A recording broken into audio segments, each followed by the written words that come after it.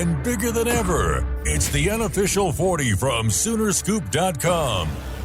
Now, here's the entire Sooner Scoop crew. Carrie, Josh, Eddie, and Bob. All right, we are back. It is time for another edition of the Unofficial 40 podcast, brought to you by MidFirst Bank. Go to midfirst.com/U40, U40, and sign up for the Oklahoma Rewards credit card. Welcome back to the program. By the way, we have breaking news right off the bat. Huge news, in fact. I don't know if you guys have heard about this yet. Eddie's looking at me with a very confused look. You're scaring me. According to Craig Smoke, there will be a full Baylor line with over 2,830-plus freshmen set to run. God, against OU. They're bringing out all the they're pulling out all the stops. Well, I'm surprised that OU's still playing football after last weekend, but that is meaningless to me because there will be no Ken Starr. The night that he led the Baylor line out will never be topped again. What was that? 2015, I think. Mm-hmm. Oh my God, that was awesome. I'll never forget standing in the middle of the field as OU's about to run out, and I turn around, and Ken Starr's leading out the they just needed Linda Tripp, who might be a transvestite. Oh my God. I am all for this because that means there's a greater chance. Yeah, it's a greater chance of people being trampled. That's probably my true. favorite thing to do about going to Waco is finding the Asian groups. What about groups. the Bluebell ice cream up in the press box? Do they still have that? I don't remember any Bluebell up there. They do post-game pizza. That's all I appreciate. Of course, Bob. Gotta eat after free. the game. Yeah. I agree. Eat after the game. I agree with that, especially if it gets over late. I think the great thing about the Baylor line is there's always trampling that happens because it's always the Asian groups that they hang out together, and they're the first ones to go down, and it is fantastic. You think Art Briles thought that was kind of erotic? In a way, he's the one that Asians getting he's trampled? the one that let everybody get raped all over campus. Yeah. You might as well think that Asians getting trampled is more of a erotic asphyxiation. What is it? Asphyxiation? Asphyxiation. Yeah, I bet Art Briles is into that. Died that way. I bet Art Briles is into. And I haven't turned Josh up at all. He's probably screaming. It started off with this was an Is It Racist segment, and then it's gone into. Somehow we got from Baylor to erotic asphyxiation. I mean, it feels not that far off. So, we made that connection pretty quickly. So, yes, OU is going to Waco. So are we. Be taking the Eskridge Lexus down there. And it is, I don't know, guys, there's a lot of news that's going on right now. OU played a basketball game that started at 10:30 last night, which is freaking bizarre. I stayed up for it. It was in Portland. Yeah. But, even in Portland, what's so bizarre NBA, about that? 9:30 is the latest there was NBA 2 games. starts. 2 games. That's stupid. I remember my first ridiculous. time watching college basketball. It was 6 and was 8:30 in ridiculous. Portland time. It was very late. They played well, though. They played really well. Yeah, Bob, you watched. What'd you see? I watched the entire thing. Did you really? Yeah, Yes. he was tweeting Why? after, too. Why not? Because you had a radio Eddie's a show in the machine. morning. It was late, but it wasn't that late. I will disclose that I slept from about 10:30 a.m. to about 3:30 yesterday afternoon. You were a little absent yesterday. He planned his course. I like that. Caught I like that, though, because I get a break from all the tweets. Eddie's a tweeting machine in the DM. In our DM, he lets us know what's going on. Well, just let me know when I'm ready to go because I'll kill Heather Dinich today. Heather, I told you this. Heather Dinich has always kind of been you hate Joey Galloway. I've always kind of hated Heather Dinich, but I don't as much anymore. She's just doing her job, which her job is to cover the committee that ranks That's people. terrible. And it's a horrible job to have, but she knows all the ins and outs, but it's like she literally is speaking she's channeling the committee all the time. She's not giving her opinion. Correct. So that's what annoys me. I don't need the committee doesn't need their own journalist, their own spokesperson. Just the thought that a 2-loss Georgia has any conversation being in or any type of Auburn. argument. 2-loss. Yeah, excuse me. Auburn. I'm so fired up about it. It's ridiculous. They beat Georgia and Bama. Look out. Well, we can They've lost 2 games. They're done. They're out.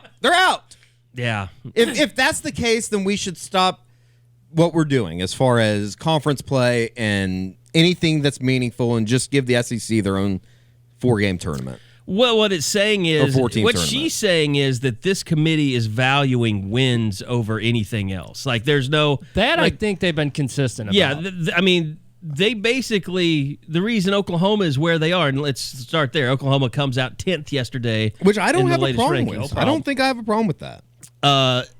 But what they're saying is, well, here's the thing. They're saying they're valuing wins, and the SEC teams are all bunched up at the top because Georgia has the win over Notre Dame. But even though they have a loss against South Carolina, who got beat by Appalachian State last week, Oklahoma's loss isn't a terrible loss, but they don't have a great win. I mean, Texas is their best win, although they're in the top 25. Now they're 19. They beat Kansas State. Somehow. They made a huge jump. Yeah, but I mean, the thing about it is like, okay, that's all great. What's Alabama's great win? Why are they still so highly thought of? Because they play in the SEC. It's not even that. They're Alabama. Yeah, they just get different treatment than everybody else, including other SEC teams. That's fair. But my thing about it is, too, though, is this continued obsession with that conference when, in reality, there's 3 good teams. You could probably argue 4 good teams. And I'm not saying that the Big 12 deserves a lot of respect or anything, but it just seems like they're getting not even zero respect. They're getting like negative respect. Well, I mean, I know you keep throwing like Texas in there and you're throwing a bone to Kansas State. But what you're saying about Baylor is that the Big 12 isn't any good. I mean, that's exactly it's not just right. a slight on Baylor; it's a slight on the Big 12. But I think I would also say, do we all agree that if Baylor had an Oklahoma helmet, if you changed those 2 schedules, Oklahoma would be in the top 4 They're right in the now. playoffs right now, yeah. Yes. No question about it. Even with that schedule. Yeah. And even with, as you could keep the same scores, I think Oklahoma would still be in, because they'd say, well, they just keep winning. Yep. Well, guys, you could run through probably 10 schools with that schedule that would be in the playoff right now. I think at the root of it, that is my problem with the committee, and I understand the metrics or whatever that they use to get to their final decision on their top 25. But at the same time, and that maybe it's the problem with the human element. You can't take away the fact that it's Baylor or that it's Minnesota. Yeah, or Minnesota whoever. had not beaten Penn State. Like they weren't going to give it. They were worse than Baylor last week. And I don't know how good Penn State is. I don't either. But we do know Chase Young will be back. They just announced Young will miss Saturday, but he'll be back for Penn State and Michigan. He's missing Maryland and Rutgers. But he's getting Michigan and Penn State. Somehow the Buckeyes will have to survive without him this week. No, I don't have a huge problem with it, but it doesn't look good from just exactly. that perspective. But yeah, somehow the Big Ten, look at that East. They're shit. I mean, it's terrible. Yet every one of the teams that they have, like Michigan and Penn State, they just have okay wins. Some have, now glaring losses.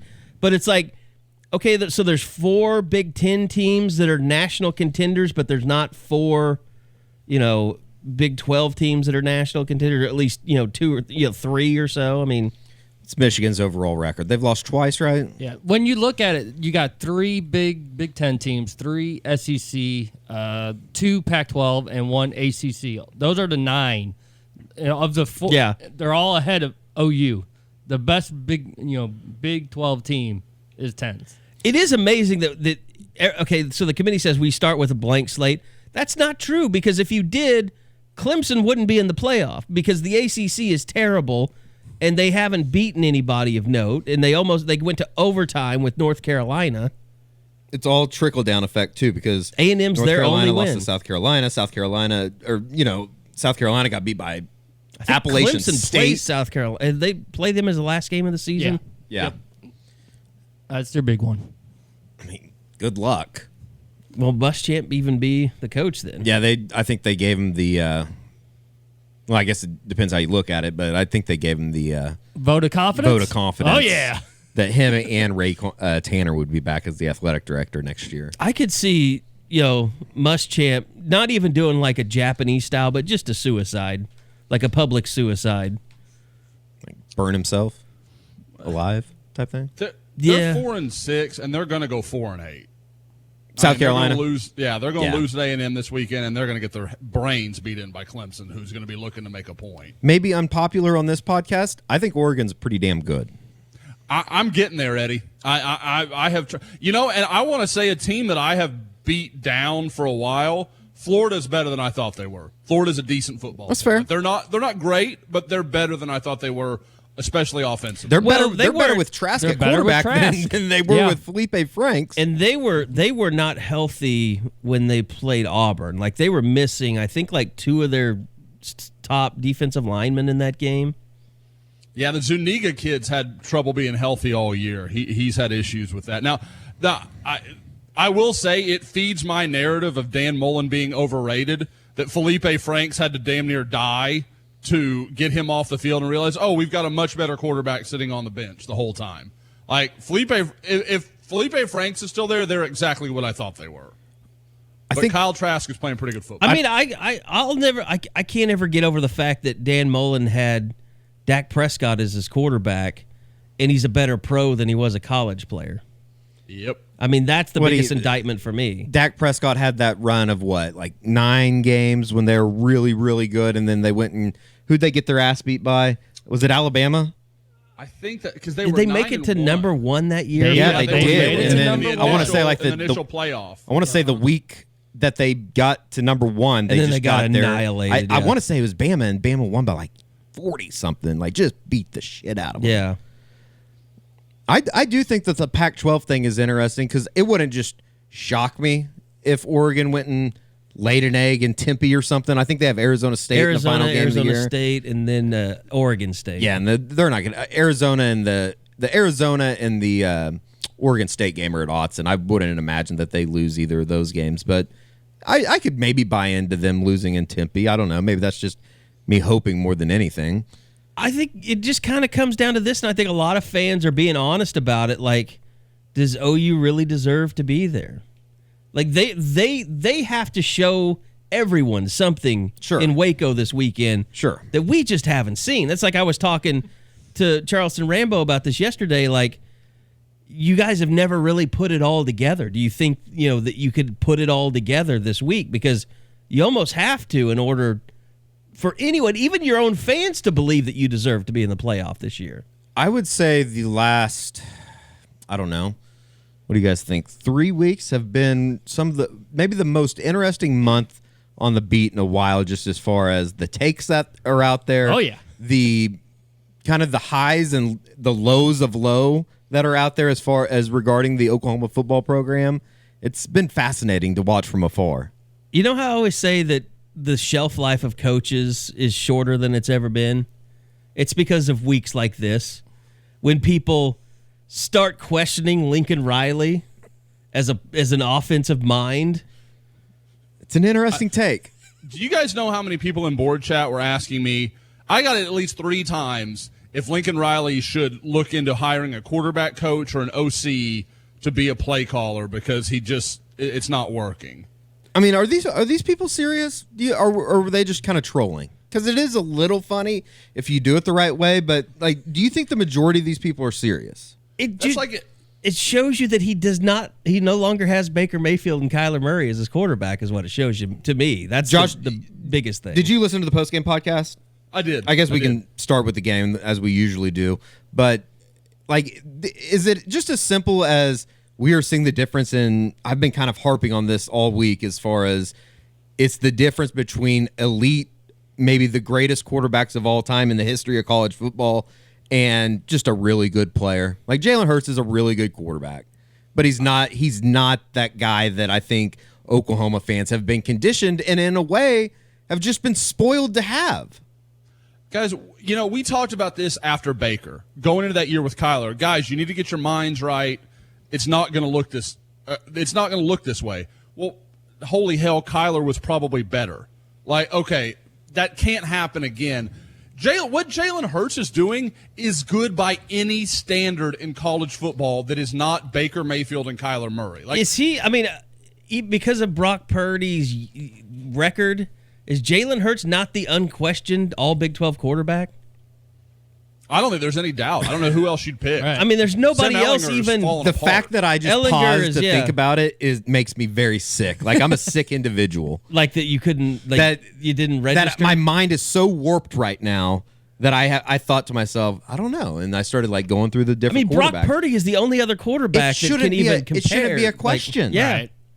He is by far the best quarterback in the conference, and he's nowhere near the last two quarterbacks that Oklahoma has had. I think it's completely fair. Like, And I mean, it just tells you where things are. Yeah. I mean, it's just the expectation level is absurd. And who does that credit to? Lincoln Riley. Like, so you can't have that both ways. Like, well, God, the quarterback, maybe he should quit this. But, man, he made them so good these last 4 years. Like, it doesn't work like that. But, yeah, to me, I mean, you have to understand what Jalen Hurts was. And, Kerry, I thought you made a great point in the postgame pod of the difference in these called run plays and the way that's working and not acknowledging that you don't have to do that. I know, Bob, you kind of followed up on that too. Like, you don't have to do that because it's going to happen anyway. So let that not be part of things and let, Kennedy Brooks or now Ramondre Stevenson or whoever it's going to be, let them have a few more of those. Stop making the read call and just have it be straight gives so you guys can get them the ball because – and Eddie, I know you were looking for that stat I talked about. On the 4 touchdown drives, the first 4 touchdown drives in the first half, Kennedy Brooks had 17 carries. On the 2 where they were forced to punt or turn the ball over, he had 1 carry. That's not coincidence. Like you have to get that guy the ball. He's way too good, way too effective, and they were averaging, you take Jalen Hurts out of it, they averaged 9.4 yards per carry against Iowa State, who's one of the best run defenses in the Big 12.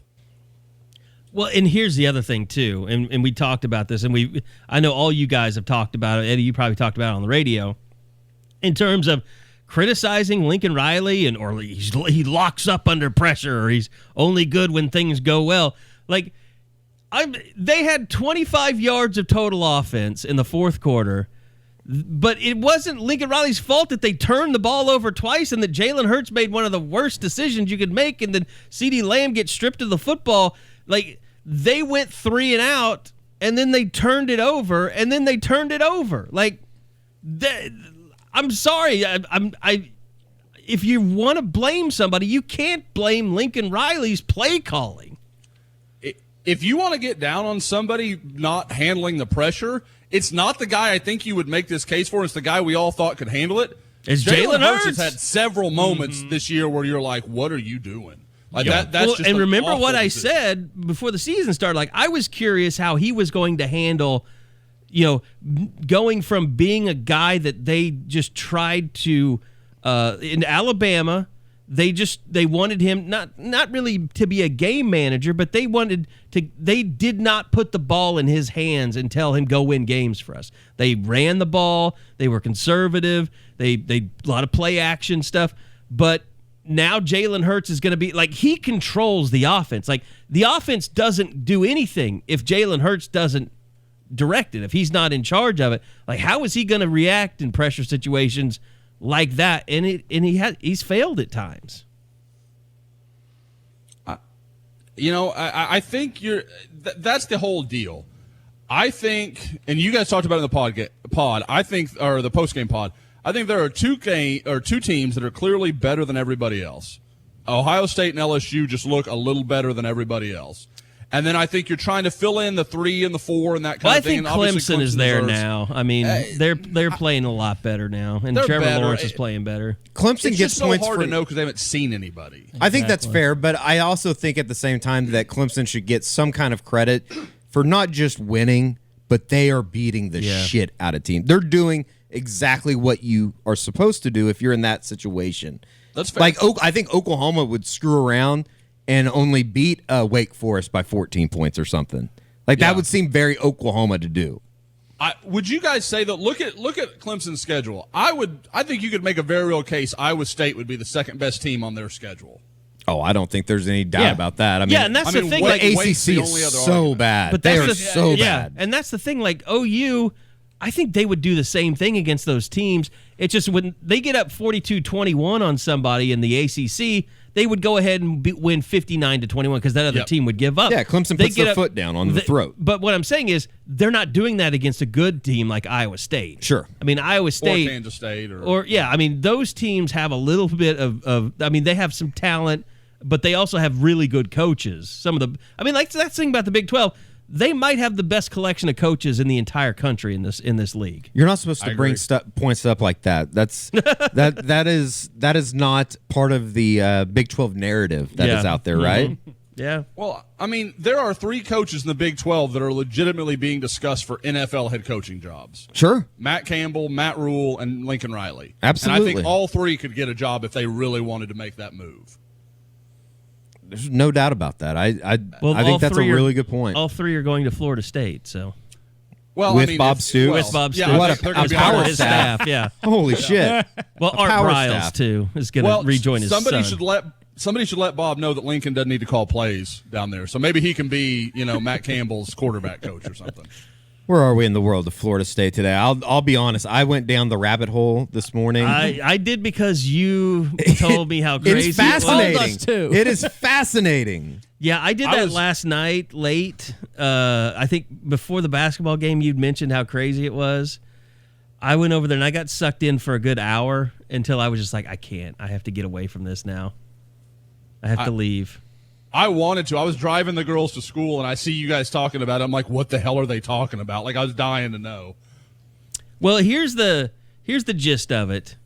As of yesterday, mid-afternoon, Bob Stoops was a done deal, and they were getting ready to announce it. For the 12th time? For the 12th time.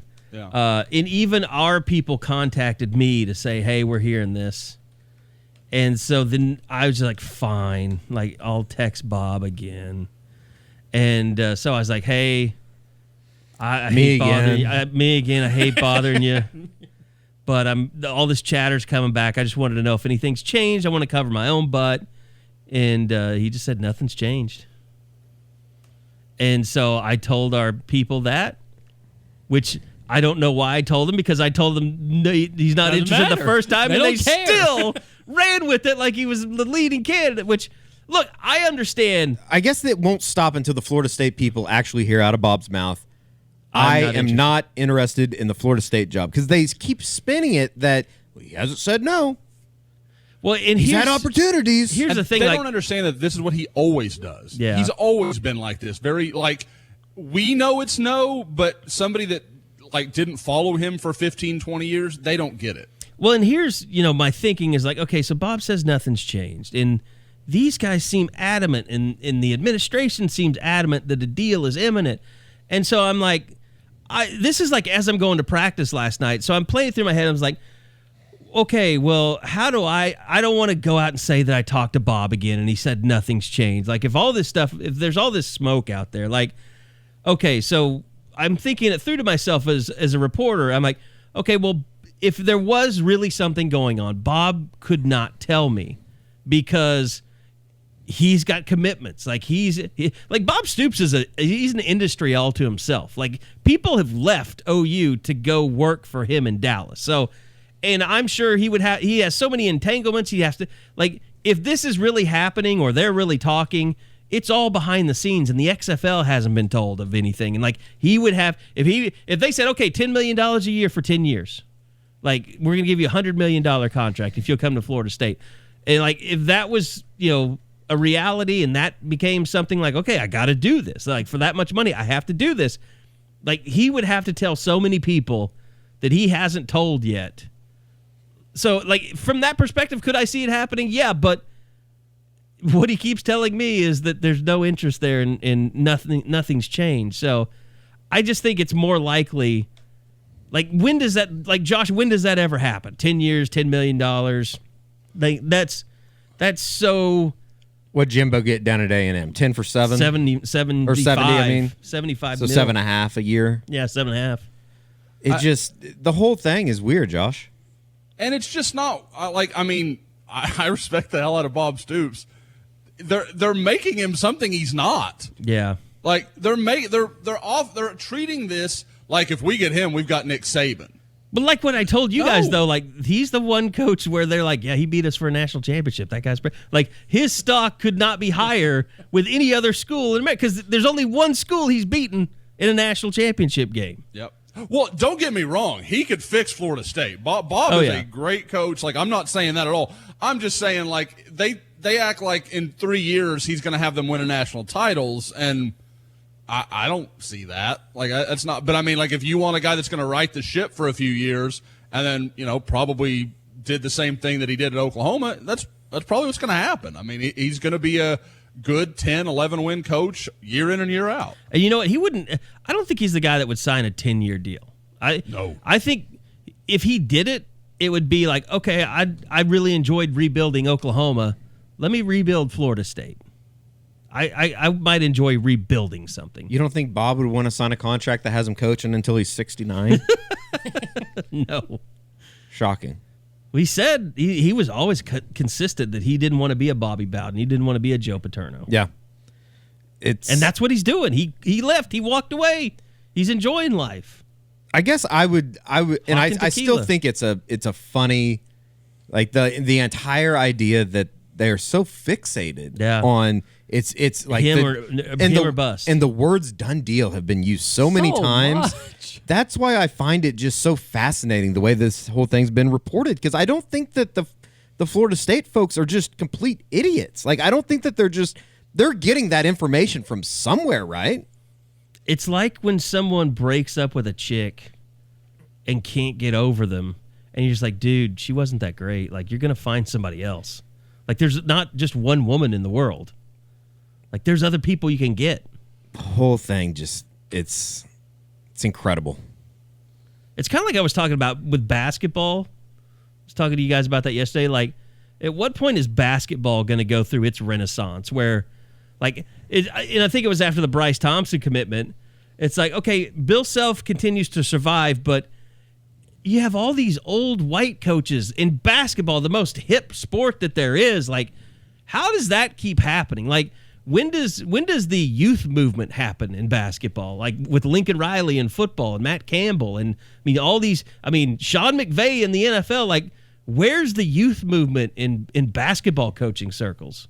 It just kind of dawned on me while you're introing that was, I think you kind of see it, but it's a little bit different because the assistant coach is so valuable. And I not to say that he's not valuable in football, but because he obviously is. I mean, look at the really good staffs out there. They're all very good from top to bottom. But I would say even more so in college basketball because in a way you're only dealing with 2 or 3 guys a year.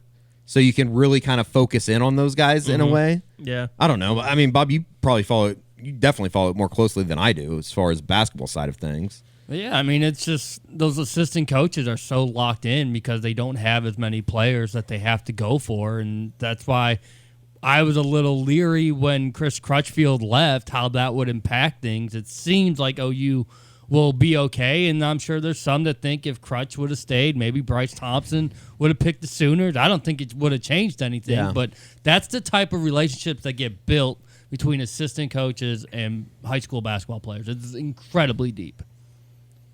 By the way, the whole thing about Bryce Thompson, we talked about this too. Like, is he going to sign with them early? You know, this, that. Like, it doesn't really matter. Doesn't really matter. If that thing goes as bad as it possibly could, like, the NCAA is going to say, yeah, you guys can go wherever you want. Like, no restrictions. The intriguing thing is how do OU and OSU approach the rest of this? Do they start looking for their other guys, or do they keep waiting to see if something's going to go down? In a way, you almost have to like do a little bit of sleuth work on your own, don't you, to see like how deep is this Kansas thing, and then you kind of branch out from there, I guess. Maybe try and get some federal investigators on the phone, give them some fake info. I want to know what those discussions between Bryce Thompson and Jeff Long were about. I would love to be a fly on the wall. Was Jeff Long like, hey, you know, when I had that statement that I released about Snoop Dogg, I hired the strippers myself. And I f***ed one of them. Her name was Ginger. Had to go there. It is weird though. That whole, it's not weird that he committed or signed with Kansas. It's just weird that did so with the knowledge that there could be an investigation. Like there is going to be an investigation. Not even that there could be. One isn't underway. Yeah, sure, and that might just tell you the type of trust that Rod Thompson has in Bill Self when it gets down to it. He coached the guy, or he played for the guy. So, or you could believe it's not going to happen in the next 12 months or so. Sure. And if you believe you're a one and done, absolutely, you're in and out before anything absolutely. happens. And knowing the way that the NCAA works, that thing will get wrapped up in 2025. Maybe Bryce Thompson's kid will be affected by it. Well, as far as Bill Self goes and just picking him, even with us, people go to prison, but they still get visitors. People still love you when you go to prison. Maybe that's part of the. Maybe that was part of the Snoop Dogg plan. He hooks you up with advice on how to build a shank. That and conjugal visits. Mm-hmm. Little protection on the inside. Absolutely. So anyway, but Sooners do announce the signing today. Trey Phipps, and I know that doesn't get a lot of people excited because he's on the same team as Bryce Thompson. But Phipps is a real nice story. Just a kid that was committed to Tulsa for almost 2 years, basically. It just looked like as much as he wanted to be a Sooner, it's just never going to happen. And it really started, I think, with the state championship game where he had 42 points, made 8 threes, MVP of the tournament. And that carried over to AAU season where he was phenomenal and where he's sort of doing what Austin Reeves is trying to do now, become known as more than just a shooter. Because everyone knew Trey Phipps could shoot, but now he's starting to get stronger. He's starting to play defense better. As he becomes a better all-around player, his stock went up. And, the first day that you could visit a campus again was August 1st, and Trey was in Norman and told Lon right then and there, I want to be a Sooner. Of course, his dad, Conley, played for the Sooners back in the 80s. So, real nice story. Now we'll see if he can become a real nice player, too. By the way, you mentioned Austin Reeves. What a start he's having of the season so far. Especially last night. That was the first night where you saw, that's the guy that can shoot like that. He was Trey Young in it a little real bit, yeah. Deep ones, and the confidence was there. He knew he could stroke it. He had 5 threes last night. He got going. Christian Doolittle gotten going. Now it's time to get Davion Harmon. He's spent the last 2 games down the stretch on the bench. Yeah. He had 0.0 assists yesterday. So for someone who looked so good, You mean this morning? in the season opener, kind of hit a little bit of a downtime, a down spurt here these last 2 games. Let's see if he can get going. They have 2 home games next week, so it's going to be a busy week in Norman. I will say, from the part I could stay awake to watch last night, I saw that slam by Kuoth. It was just like, oh my God, that guy's just he's long, ridiculous. They got a lot of size on athleticism out the ass. Every player except for Davion Harmon over 6'5", right? Yep. You just look at him, and I think I've mentioned it on the podcast before, but the first day of practice we went out there, and it's like, holy shit, this looks like a basketball team. It just it should be exciting. The Big 12 is going to be really good, but to say that this team's going to finish in 8th, I think is probably still a little low for them. I think they'll do better than that. I want somebody to get so triggered that they demand a re-ranking before conference play of the preseason poll. Well, it's just going to be, do they fall apart again? They've 2 good resume building wins with Minnesota, South Dakota, and then Oregon State and Portland. That's what Kruger's done. That's what his team has done the last couple of years. Go on the road, go neutral site, beat Power 5 teams. Yeah. Get your resume going. So we're Big 12. My God, you're afforded a loss or 2. Their NCAA resume already looks awesome. Like they've beaten 2 good teams. Here's a hot take, and I don't even know if it's a hot take because they've been so bad, but I bet this team triples its road win total in conference play. I think they've won like 1 or 2 in the last 2 years on the road. Hadn't been good. I bet they triple. Not been pretty. Want to remind you guys that MidFirst Bank is the title sponsor for the Unofficial 40 podcast, and they got a special offer for you. You can earn over $150 in bonuses on the OU credit card by spending $1,000 in the first 90 days on your account. Free money. Go to midfirst.com/U40. That's midfirst.com/U40. They are the exclusive provider of the OU credit card. You can apply. Has a little button says you click on it, says apply now. You can get that OU credit card. So every time you take it out of your wallet, everybody sees that you're a big OU fan. Also, every time you make a purchase, you will qualify and you're entered for a chance to win the Ultimate Game Day experience, which earns you a chance to win the Ultimate Game Day experience with VIP tickets to a football or basketball game. Plus, you get $500. Also, 0% APR for the first year. It's the OU credit card, OU credit rewards credit card, only from MidFirst Bank. Go sign up now. midfirst.com/U40. All right, so there's a lot of just kind of newsy stuff floating around out there. Josh, I know you had the Oklahoma early this morning, and I think we've all gotten sick of people asking Lincoln Riley about what he's going to do for 2020 quarterback. But something has happened that might just have a quarterback landing in OU's lap. For those living under a rock, Arkansas fired Chad Morris. Well What? deserved. What happened? It's going so well. It was a real shock to the system. If a guy like that can't keep his job, who the hell can? But no, Chad Morris was fired. His son was one of Oklahoma's, I believe it was 3 quarterback offers in the 2020 class, DJ Ukulele and Bryce Young as well.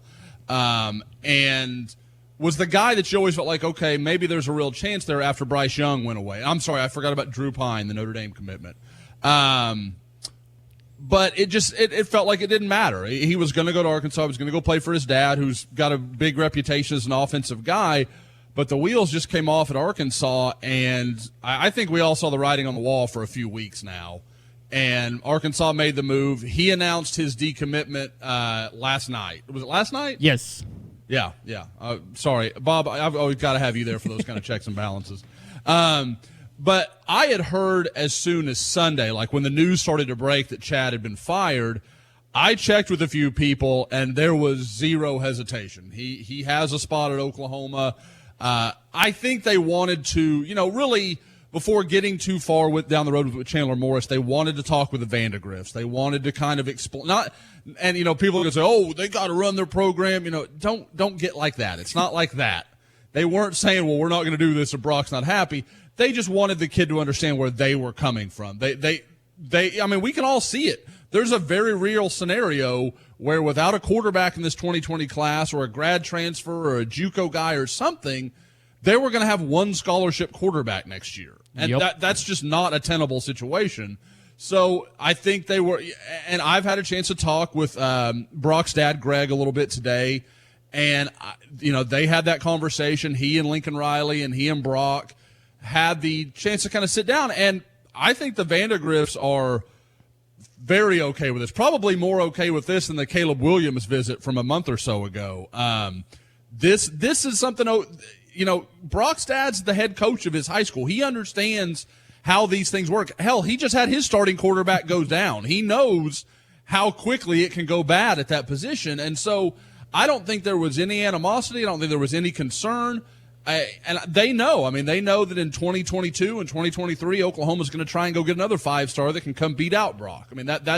They get that that's the way this all works. So I don't think there's any problem, and I think it's going to be full steam ahead that Oklahoma's going to go try and make Chandler Morris their 2020 quarterback. I guess my question then, Josh, it makes sense, right? You're going to use a scholarship for Morris. We just had Crawford announce he's going into the portal.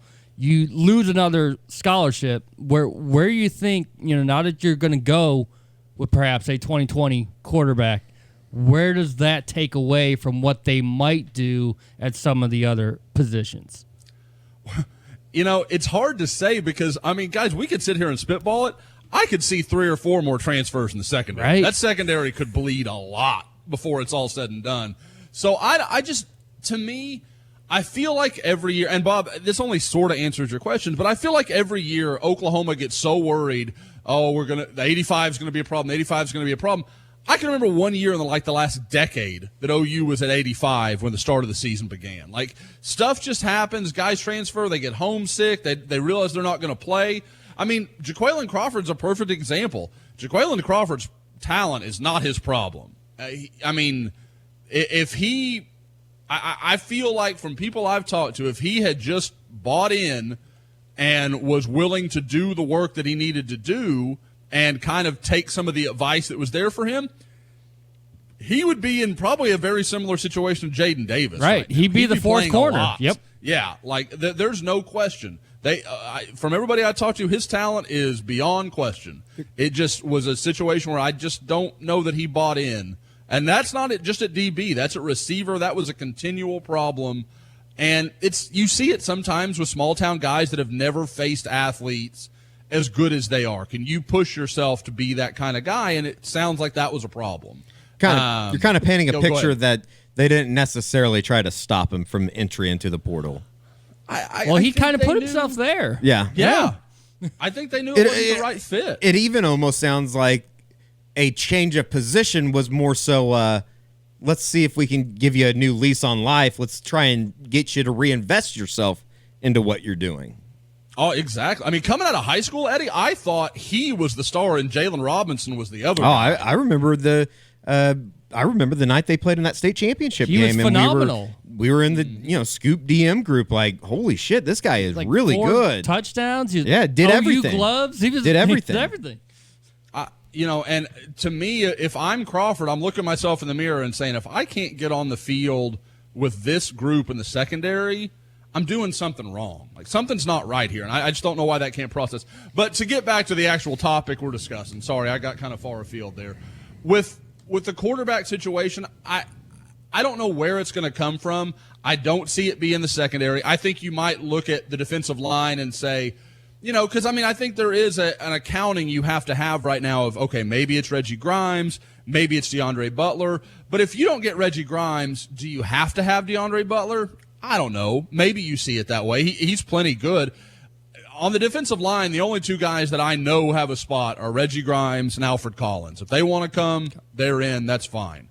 And then in the secondary, you're still seeing new offers going out. They brought in Dominique Hill this weekend. We can get into that a little bit. But, Oklahoma is turning over every rock in that secondary, right? Because they know it's probably not over as far as guys heading on to greener pastures. And then, Josh, for people that are listening tomorrow, this might be old news, but we did have eyes that went up this morning. Yeah. I had put something up on the board, I guess, Friday when I was on my way up to see Kamar Wheaton. And, it's our rough and GIF, which is basically I've heard enough that I'm surprised Lincoln Riley hasn't tweeted eyes out, but I'm going to put it out before he does because I need attention and love. But no, it's the same guy. It's all connected. It's not like there's 2 things on the horizon. This is what I'm expecting to happen. It's and let's be real, guys. We've got stories ready to run. We've been waiting on this for a few days now. Not only do we have stories ready to run, we probably need to go back in and edit them to make sure that it's more it's just as timely because the days have passed. Their ages may have changed by now. I'm a little concerned that on one of these segments I actually put in Friday, and I need to go back and make sure that I'm not attributing this commitment happening on Friday. So, and it's a good one for Oklahoma. It's a guy that, I said in Oklahoma, I don't know if anybody that there's an OU fan right now is capable of happiness in this world. I think they're just miserable right now, and I get it. That's to be the life understood of a fan. A little bit. Yeah, it's the life of a fan. I'm not down on anybody for it, but it's a good one. It helps Oklahoma. They'll be better for it. And I think everybody wanting defensive commitments, those days are coming. They're coming, but it's just that's the reality. No, it's not. Grinch is the new thumbs. Oh, Lord. Is it FUMS or FUMS? I've always been confused. Ooh. We need to ask who started it and say how did they pronounce it? What does it matter though? If FUMS, or FUMS? Oh, it doesn't. It's like DNCE. It doesn't. Yeah, it doesn't. I guess if you think FUMS is a Z at the end. Fooms. Maybe Fooms. Yeah, maybe it's. Fooms. Well, then, John, let's just close out this chapter. You can talk more about Hill's visit. had a chance to talk with him a little bit, and just some people that were around him on the visit. And Damon too. Yeah.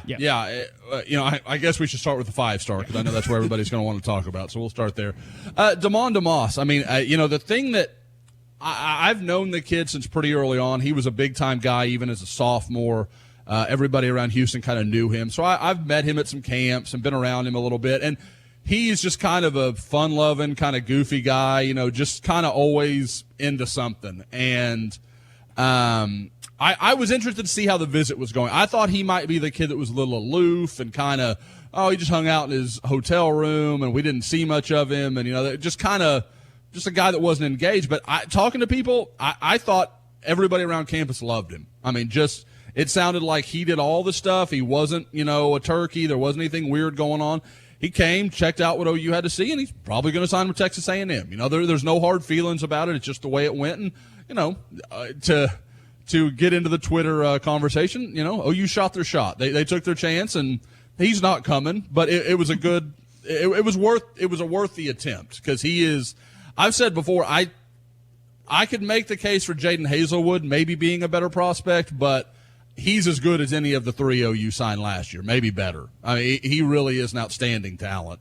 Now, Dominic Hill, the South Carolina commitment from Florida that came in, I think that went very well. I think it's a matter of right now OU trying to, like Bob and I were talking about a little bit earlier, figuring out the numbers game. Do they have the numbers to take him right now? Is he a guy that we're going to take him and we still feel comfortable having the room to take Dante Manning and Josh Eaton, who are their 2 top priorities at corner right now, which is where I'm told they want to have Dominic Hill play. They see him as a corner.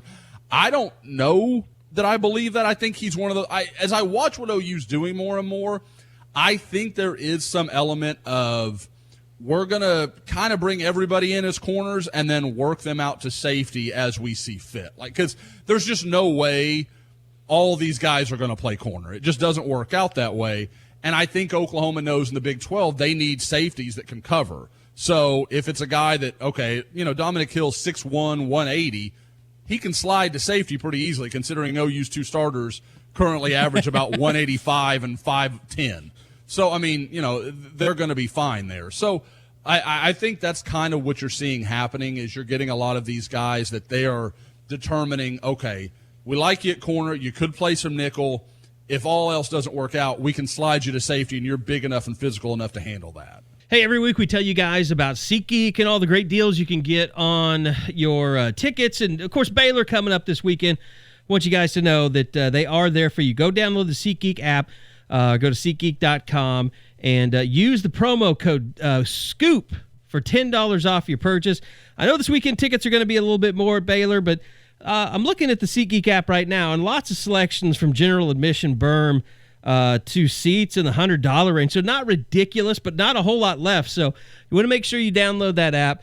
Enter the promo code SCOOP to get $10 off because SeatGeek, they rate each ticket deal on a scale of 1 to 10 to show you what the best deals are.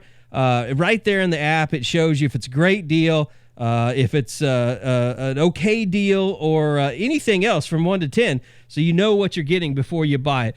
Also, I've got the app on my phone. I use it for concerts, Thunder games, so anything you want to use it for. It doesn't just have to be OU football games. And when you download that app, it also links up to your other apps like Spotify, so it has an idea of what you are interested in as far as concerts or other sporting events, just to make it real easy to find tickets to whatever you're interested in. So thanks to SeatGeek for being a great sponsor of the Unofficial 40 podcast, and go download that app today. And remember, use that promo code SCOOP for $10 off your first SeatGeek purchase. All right, I want to get back into some Baylor talk. For sure. We did. I saw Baylor just tweeted out the college game day bus coming in. Baylor's. I've been on that show. Ever heard of it? Yeah, I have. I saw the appearance. Wow. Actually. Your appearance is still on demand. Is it? Yes. Beautiful. Haven't been contacted this week. I don't think I'm going to be on it. Here, this is a perfect segue into team talk, and we'll transfer it from the DeMoss talk. Is that how you say it, DeMoss? That's how I've been saying it. DeMoss? Yeah, that's how I said. Yeah. Why would a 5-star wide receiver come to Oklahoma if he's just going to ride the bench like Jaden Hazelwood? Boom. Team talk. Is that straight from the board? No, that's straight from my mouth. That's straight from me too, because you got to. Oh, yeah. You got to remember, and Josh, I never got a real chance to ask you the context of what they said on TV. To say those 3 freshmen are close seems weird when Jaden Hazelwood was playing the majority, not the majority, but the most snaps of any of those 3 during the first 5 games, and then he fell off a cliff after not playing against Texas. So to say they're close, I didn't know how to read into that because Hazelwood was a lot closer than close during the first half of the season.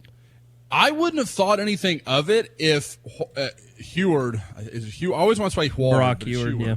Yeah. Heward said, he goes, Lincoln Riley thinks he's, at least one of these 3 freshmen is really going to take off here down the stretch. He's ready to have he credited it to Lincoln. It wasn't I saw them I'm in gonna say practice Bridges, and I then. like them. I'm going to say Bridges. Well, Bridges did catch a touchdown. Yeah. Yeah, and he's the guy that seems to be seeing an uptick in his play. He's getting more time. He did. He's been getting snaps consistently. He just wasn't being targeted. More than anyone. Right. Well, guys, and go back and look at that nobody gets touchdown. targeted if you're not CeeDee Lamb, so. I broke it down in I'm actually about to argue with this without even realizing I was gonna. Go back and look at that touchdown to Bridges. Where the hell else was Jalen Hurts going to go with the ball? You had 2 guys to his left. I believe it was Lamb and Basquin that just ran quick outs that are basically out of the play. They're not even going to turn a first down. And then on the upside, it looks like A.D. Miller's just blocking. I don't know what A.D. Miller was doing. I don't know if he got the wrong call, but he's not running a route. He's engaged with the corner. And so it's Trajan Bridges, basically the only damn guy in the end zone that isn't trying to cut the corner. So I don't know what that play was other than we're going to throw the ball to Trajan Bridges, and if it doesn't work, Jalen, guess what? You get to run, buddy. What was it I saw? It was a Western Michigan play where they had almost like a ninja formation, and one of the guys was an offensive lineman, and they snapped the ball, and he started jumping up and down. Oh, that was... And then he did a somersault. That was last night. Was that Akron. last Yes. night? Akron against Western Michigan? Well, Maction. It's awesome. Maybe that's what A.D. Miller was doing. But I'm still in shock that he caught a ball on November. He's on the field more than Jaden and Theo. I know. That whole thing is just strange. Criminal. Where It's Derek criminal. Stingley's making plays left and right. I don't- got to stop talking because I get a little weird when it comes to that. Get pissed off, say do it. Call somebody out. It just doesn't compute to me that If it's the blocking thing, I understand that. I understand it, but they're not. The only way to get better, I guess, in my opinion, is just getting out there. Did they have to waste a time or burn a timeout in Manhattan because he lined up in the wrong spot, Hazelwood? that's what people are saying. Yeah. That kind of stuff. It's okay. I get it, but at the same time, it just. I feel like you're giving up so much by not having him out there. One mistake, he can make plays. and that's it. And that's why I asked about Credell in Washington, and then it seemed like Lincoln. And I think that's an interesting point, Bob, as far Lincoln as what they're lumped doing them at safety. all in base, just that all these young guys are on the verge. So Yeah. I don't know if that really answered. Well, So the answer is to throw him out in the biggest game of the year? It just doesn't make sense to me. well, we thought maybe it started with Texas because we were like, okay, well, it's a bigger game, And it's a and Lincoln Lincoln can thing. kind of, he tends to kind of shrink his roster in really big games. So it didn't seem like all that big of a deal, but ever since then he hasn't evolved. He was making such progress early in the season, and he'd get the ball, and he'd make really big plays, and he made some runs. You're like, wow, that's a man. That's not a kid. Or Kerry can't say he's going to get 100 yards anymore. Can't be the game I know. prediction. Well, I'm out of the game prediction business. You've retired. You've canceled. Yeah. You've canceled yourself on game predicts. I've canceled myself. Yeah. The week We got that to I took cancel it away cancel from culture. the week I took it away from Kerry, it all went downhill for Jaden Hazelwood from there. So I may be to blame. Yeah, for this Josh whole thing. did jinx it. Uh-huh. Yeah. Uh-huh. Stealing But yeah, my prediction. He had 6 catches against Texas Tech, and hadn't had a catch since West Virginia. Yeah. Although the same's almost true for Charleston Rambo and every other receiver on the roster, Well, I mean, except for CeeDee Lamb. It's not, the ball's not being spaced out very much. Charleston Rambo has had a bigger presence in this offense the last couple of weeks than Grant Calcaterra, and Grant Calcaterra hasn't even suited out. Yeah. You talked to him last night about that, though, didn't you? Charleston Rambo? Yeah, he said he's frustrated that I mean he clearly wants the ball a little bit more. And even when he gets it now, it's those short passes that don't do anything. Well, they had him deep on Saturday, and Hurts overthrew him, didn't they? Yep. It was towards the north end zone, and that would have been one of those plays that, looking back on it, it's kind of like settling for field goals against Kansas State. You never know. That might change the complexion of a game if you score right out of halftime like that. Or they'll say, hey, he dropped the Basquin pass. That could have been a touchdown at Kansas State. Yeah. By the way, there's it does kind of, I don't know, it doesn't fill my heart with joy, but I do like it when fans are frustrated and they're not, as long as they're not coming after us. But like when they start going after each other, that's when I kind of find it enjoyable, because you kind of can sit back and relax a little bit. You like civil wars, don't you? I do. Eddie said that he doesn't care. Like you said early after the game, like you didn't care about the narrative of the fans leaving early. It's just strange to me. They were up by 21. If I was a student, my ass would have been gone. I'd already been at the bars. But so you're up 21 points in the fourth quarter. I'm not talking about the students, though. I mean, what about that place was half empty. They're up 21 in the fourth quarter. But it's against Iowa night. State, and they'd never been up by more than 14. Like, they weren't going to say, anybody who knew anything about football knew they weren't going to win that game by 21. Iowa State's too good of a team. I think a lot of people look at Iowa State, and I kind of look at it through the same lens. I know everybody likes to say, oh, they're a good football team. They're 5-4. They're a 5-4 football team. Yeah, but they never lose. I know. What has it been since Matt Campbell? Since 2017. We talked about it on the unofficial. They never lost a game by 14 points. By 14 points. Oklahoma, Washington, and Iowa State have not lost a game by 14 points or more since 2017. I understand that. But the average fan out there that brought little Susie, that's 8 years old, isn't going to stay around forgot to bring when their coat. OU is up 3 touchdowns. Like, there's no reason why they should let a team like that back into the ball game. And they also got help. I mean, they turned the ball over twice. And, right. I mean, everybody knows the score there. But I get it. But isn't it a fail if you leave a game and your team loses? They almost lost that game. It's not the fans' fault. One play away from losing. It's not the fans' fault that they themselves in the fourth quarter, though. That shows me that you're not a good fan. If you leave a game that your team ends up losing because you thought it was over. They're up 21 with 15 minutes left. They're up 14 with no, they weren't. 6 minutes left. No, they were. They were. But they were up 4. They were going to score. Like 3.5 minutes they were up. I saw the replay the other day. That game looked like it was out of hand, and then they called that bogus pass interference penalty on Deshaun White that when Breece Hall was running a wheel route out of the backfield, and they ended up going down and scoring. And it was the first play of the fourth quarter when they scored? Listen, I'm usually the last person to stick up for the fans, but I get it. I understand. I get it. Now, is it preferable, or is it what you would want out of a fan base? Probably not. No, it's not. But my thing is that narrative never comes about if OU wins that game by 2 touchdowns. No. If they don't turn the ball over, that shit is never brought up. But here's what I don't understand. You have so few games. No, I get it. You guys know this, our board in as soon as spring football is over, all of June, all of July, most of the posts are about, I wish football was back. I'm so sick of no football. I can't wait till football gets here. And then it gets here, and half the people leave. Like, those people in that stadium, they all feel the same way. They're not on our board, I'm sure. No, not all of them. But, you have 6 opportunities to see a game, and Iowa State is one of the best games that you'll get to see all year. And so you leave with 4 minutes left to go in the third quarter? I get it. I understand. I completely understand. I understand both sides of it. You know who's really pissed about it, though, but doesn't want to say? Is Lincoln Riley. He kind of did. He was asked about it Monday during his press conference, and boy. I mean, it's our job as coaches and players that we got to play to our level no matter what. I mean, that is certainly our job, and I would never put that on our fans or anybody else's fans or any atmosphere, any stadium. Now, the flip side of that, like I've said up here many times, we have one of the great stadiums in America. We have one of the great fan bases in America, and when it's rocking in there, does our team feel that? Hell yeah, they do. And when it's not, do they feel that? Hell yeah, they do. Yep.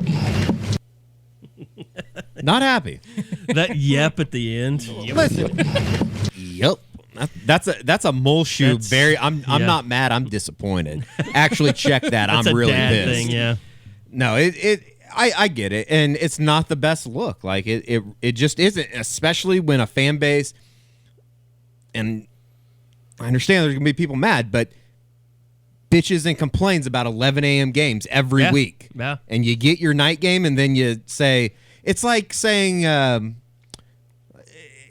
I don't know. It's like wanting to go to a party or something, and you've been looking forward to it for forever, and then you stay for an hour, and it's like, I got to go home. Yeah.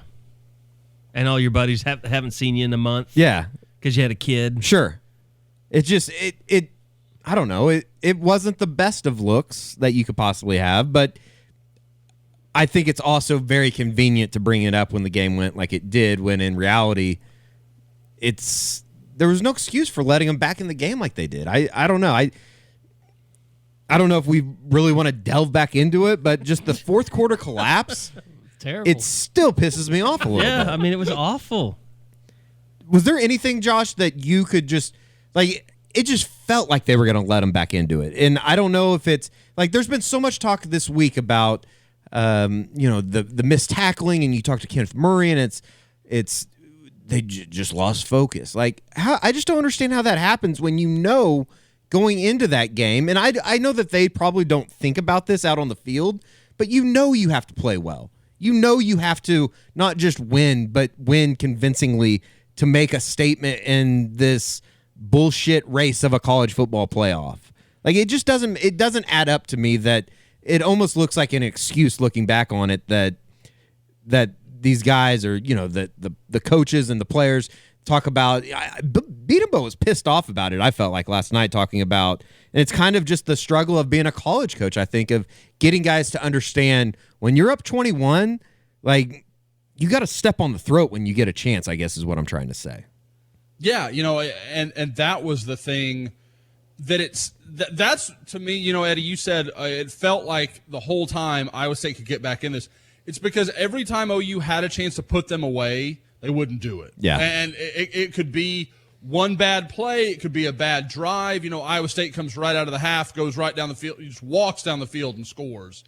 And you're like, okay. And then, it just every chance they had to really put Iowa State just too far. Just they never could quite get away from 3 touchdowns, which seems like a lot, but Iowa State's a good offensive team. I mean, that's a team that's one of the better offenses OU will see this year, with one of the better quarterbacks they'll face this year. And you just can't give them that time. And especially, you think about the CeeDee Lamb fumble. That does never happen.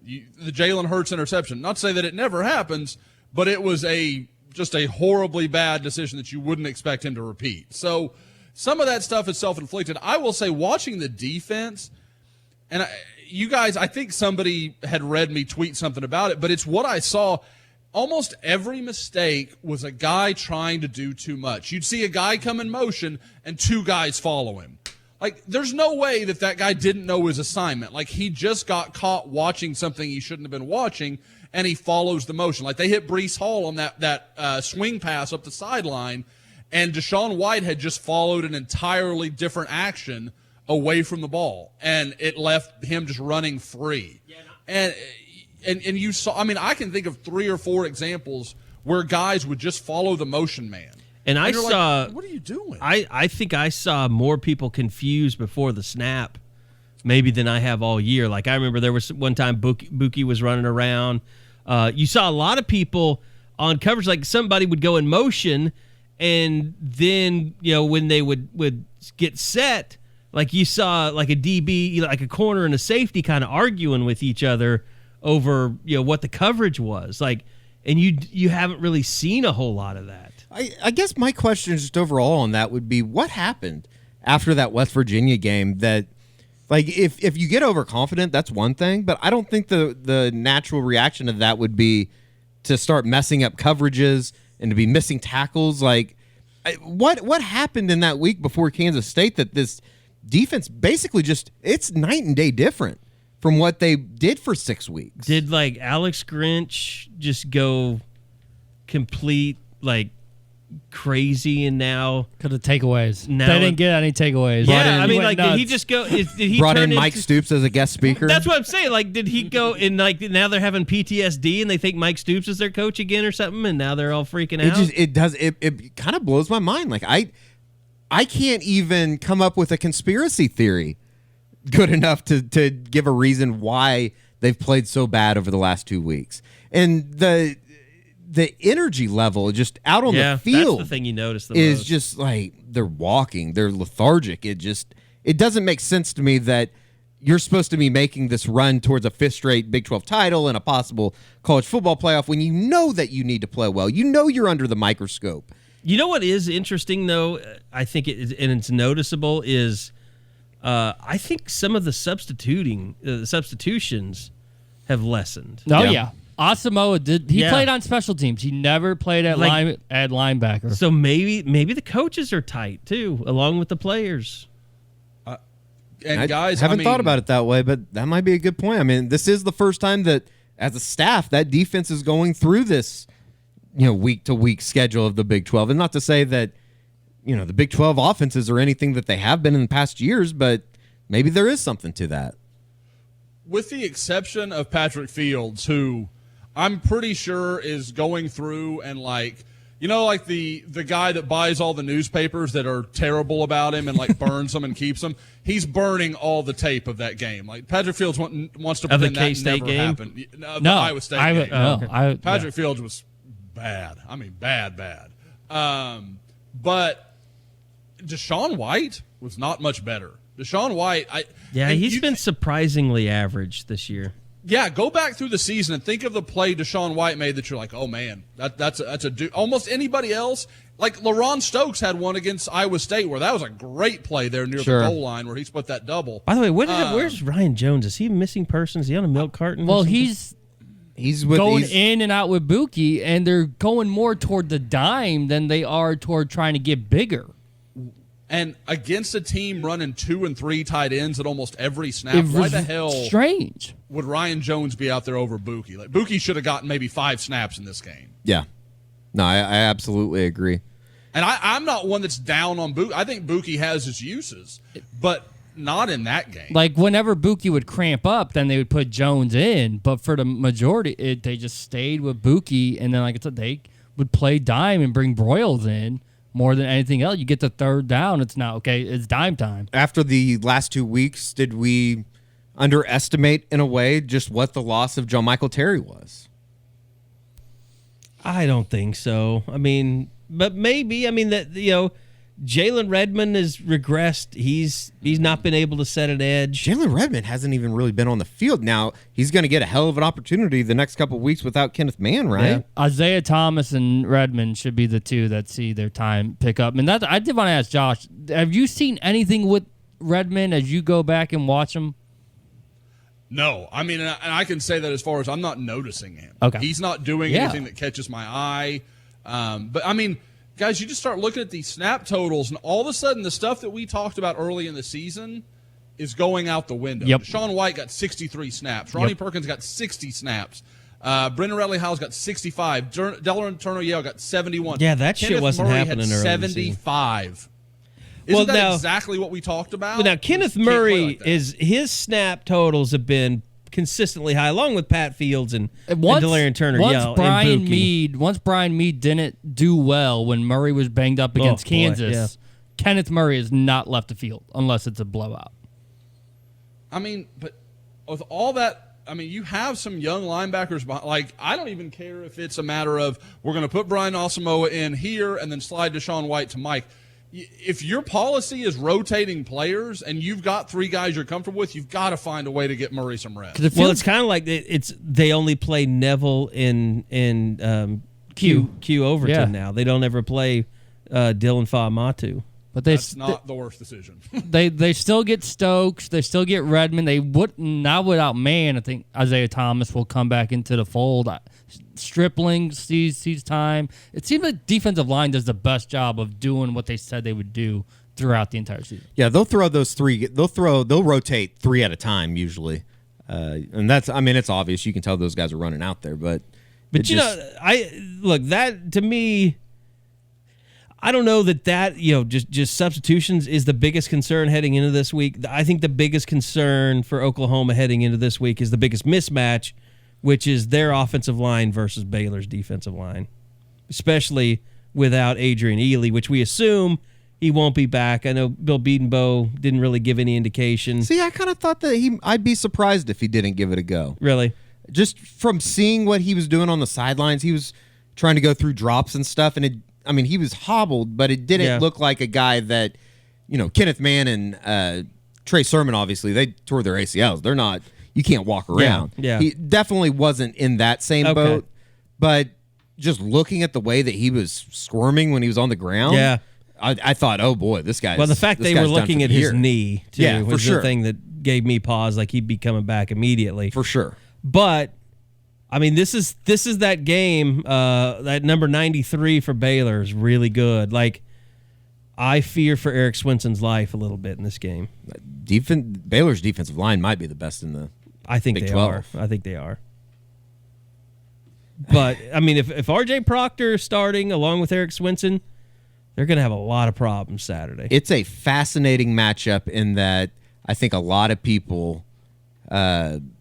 Think Oklahoma's just going to go down there and they're a 10-point favorite and they're going to take care of business. Like, I could buy that. I could also buy if you told me Baylor's going to have a 10-point lead in the fourth quarter. I could buy that as well. Like, I think it's going to be a very telling game as far as what happens the rest of the season. And obviously, I mean, there's only 3 regular season games left, but like, do you think that there's a better chance that Oklahoma runs the table or loses a game from here out? Loses a game. I would probably lean if towards not lose Saturday, a game. it's Bedlam. I would agree. Like, I think those are two games that are going to be extremely tough. Unless the defense turns it back around.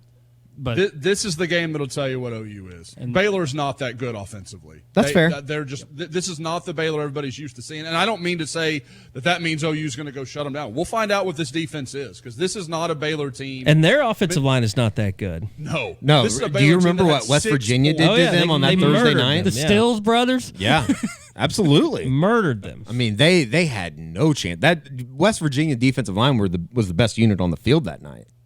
Charlie Brewer barely survived that TCU game. I think Tram was kind of working on the story this week, but Baylor has not played well in Waco. No. Which is kind of weird. I mean, they haven't really played well anywhere, but they just keep winning.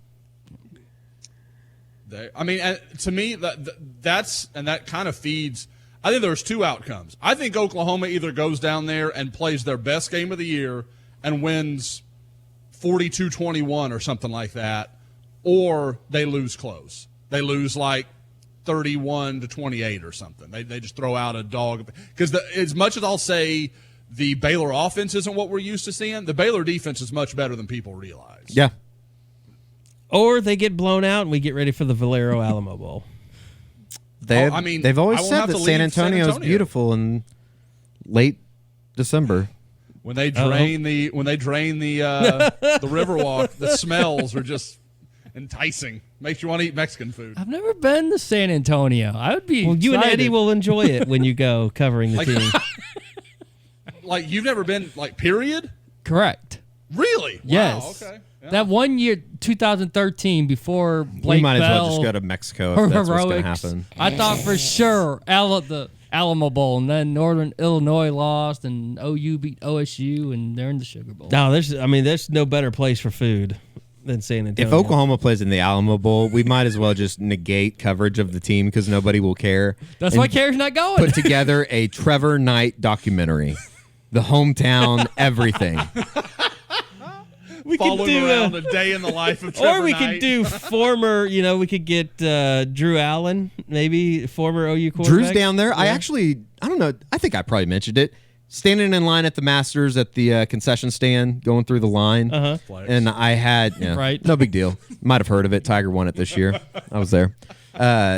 Standing in line, and I had I forgot what I was doing. Eating a pimento. Something.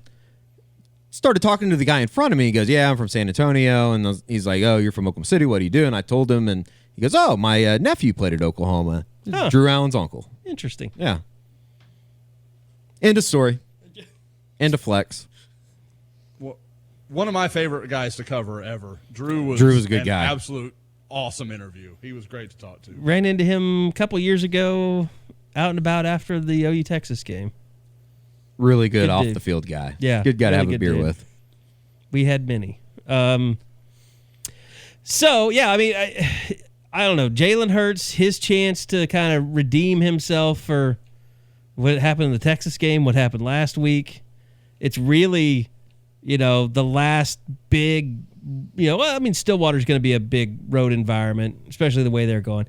But, yeah, I mean, that's a worry, too, because, I've kind of jokingly said Oklahoma State, if Oklahoma doesn't get any better defensively, Chuba Hubbard's the scariest person they could possibly Coming after face. Samaje. I mean, Yeah, you I saw said what I Breece think Hall he could did. break Samaje's single game rushing record. He might do that this week against Kansas and then reset it against OU if they don't And still figure not things get an out. invite to New York City. Oh, he won't. He's ineligible for it. He plays at a non-blue blood, and they've lost 3 games. Well, here's the thing.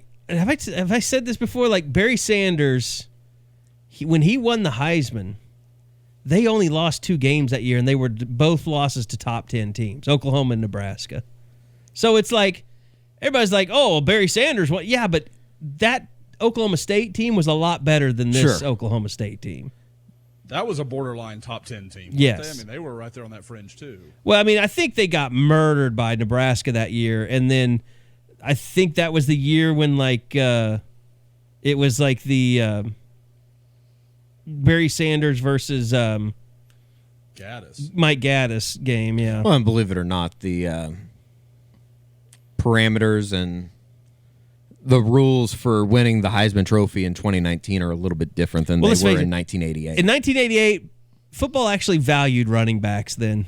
Like they were, Yeah, that's probably true, they too. were as big a stars as quarterbacks. I will say the fact that Jonathan Taylor, I think, is 4th right now in the Straw polls. straw polls is a complete joke. Did him over Hubbard. Yes, You're saying, yeah. absolutely. What's crazy is we're going back to the Jalen Hurts thing. Who's number 2 right now? He's going to get invited to New York City. Jalen Hurts. Jalen Hurts. Yeah. Yeah, absolutely. I was actually The numbers stand out. It kind of surprised me that I was driving home from practice, I think, one night, and they were talking about that. Just as far as I was like, oh, I guess he is number 2 still. Yeah. It's kind of crazy. Well, with Tua being hurt and out. And Yeah.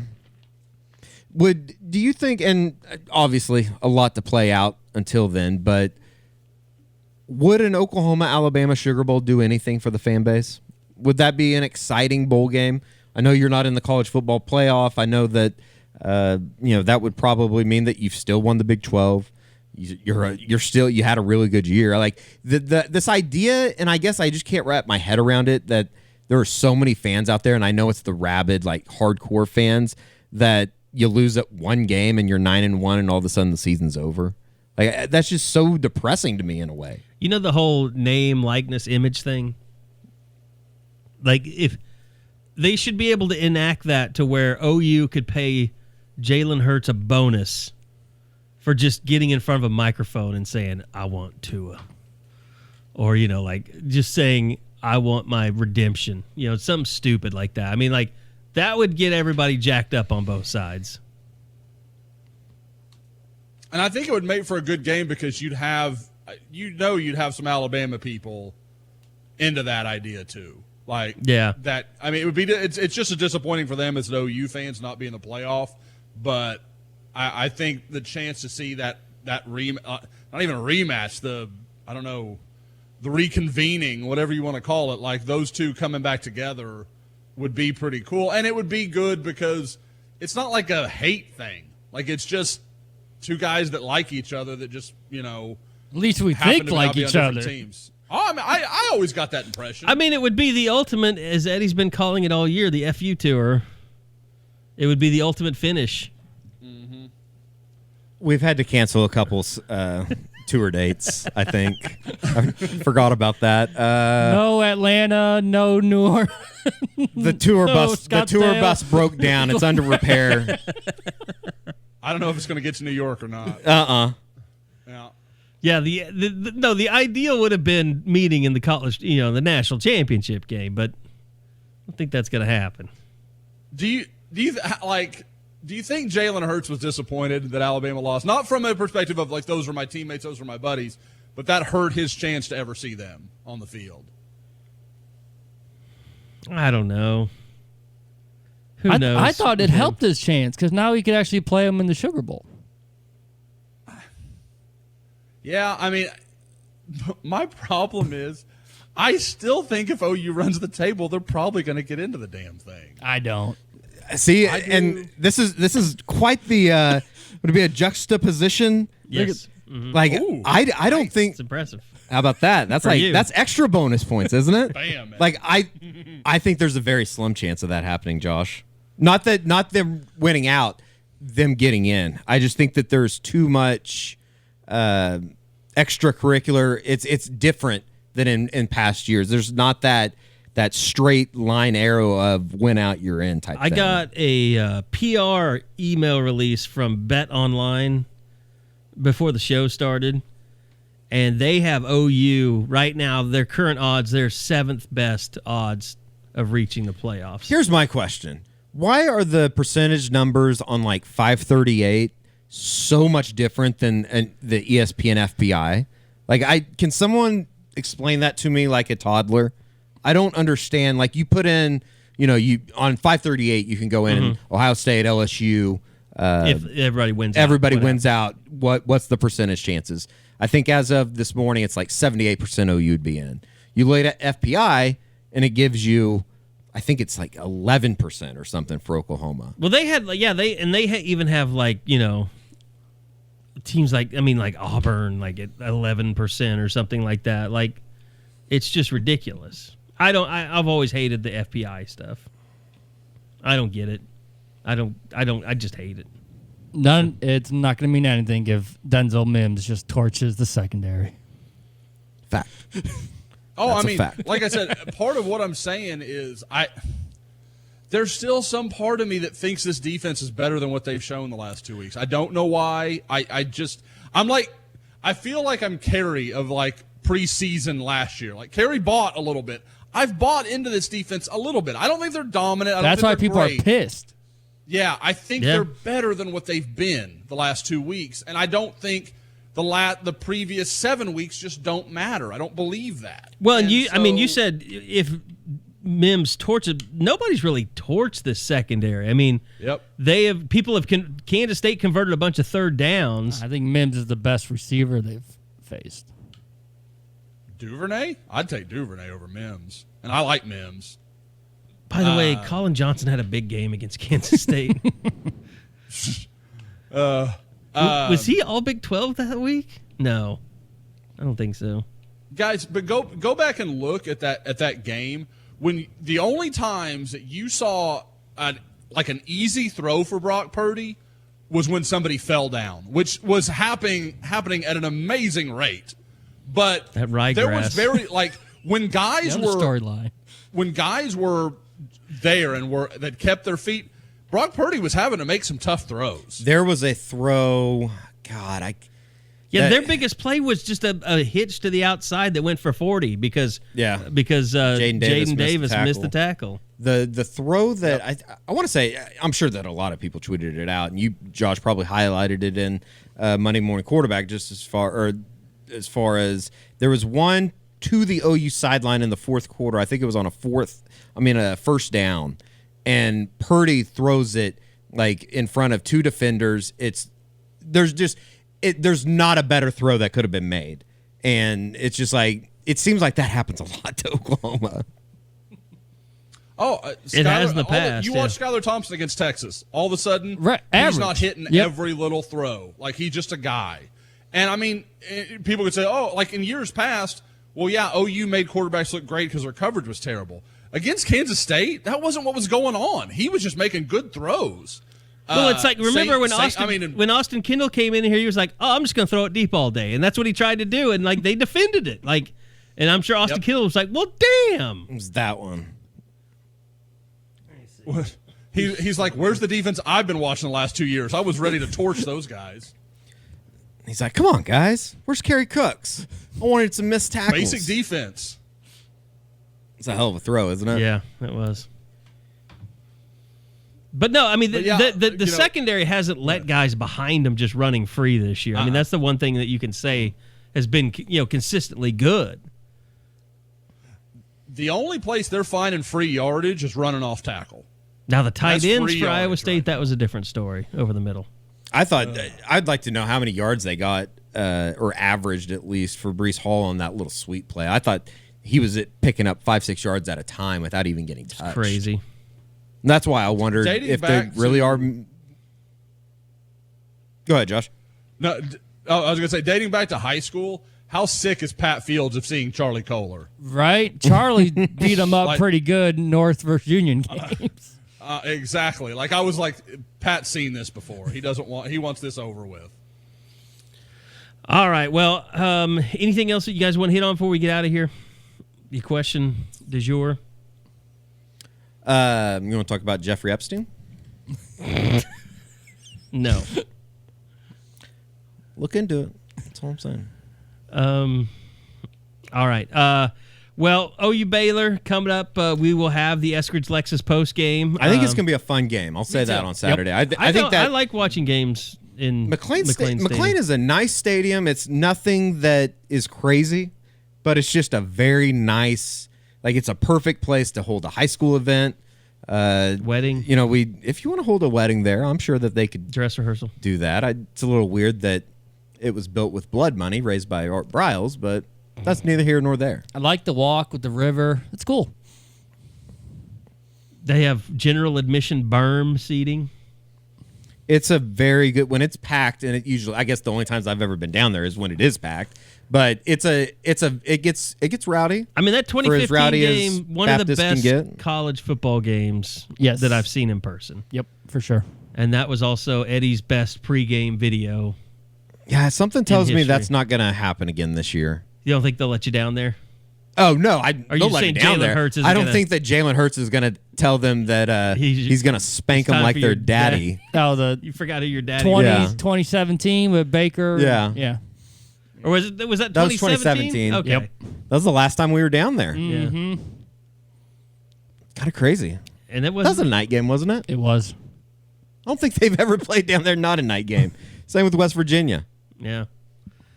All right. Well, we're looking forward to it. Hopefully, the fans will be looking forward to it. Don't worry.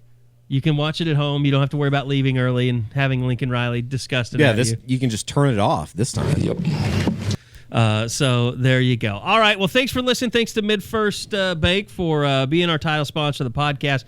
Don't forget, go to midfirst.com/U40. Sign up for that OU Rewards credit card. So for Bob Przbillo, I'll say him first. For Eddie Radosevich, for Josh McQuistion, I'm Kerry Murdoch. We'll see you back here again next week for another edition of the Unofficial 40 podcast from Soonerscoop.com.